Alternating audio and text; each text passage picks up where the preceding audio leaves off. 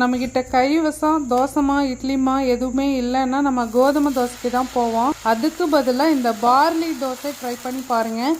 இதுக்கு பார்லியை ஒரு 2லேருந்து 3 மணி நேரம் வரைக்கும் ஊற வச்சுட்டு மிக்ஸி ஜாரில் வேறு எதுவுமே சேர்த்துலைங்க, வெறும் பார்லி உப்பு இது மட்டும் போட்டு அரைச்சிட்டு அதே மாதிரி புளிக்க வைக்கவெல்லாம் இல்லை, அப்போதைக்கே தோசைக்கல்ல விட்டேன்.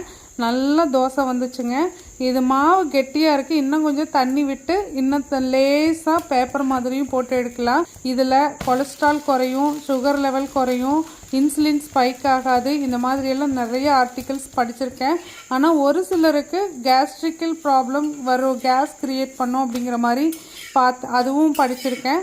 இது நல்ல ஒரு ஹெல்த்தியான கிரைன் பேஸ்டு தோசைங்க. இதுக்கு ஒரு நல்ல காரசாரமான சைட் டிஷ் வச்சு சாப்பிட்டோம் அப்படிங்கும்போது ரொம்ப ரொம்ப டேஸ்ட்டாக இருந்தது. கண்டிப்பாக ஒரு டைமாவது ட்ரை பண்ணி பாருங்கள். தேங்க்யூ.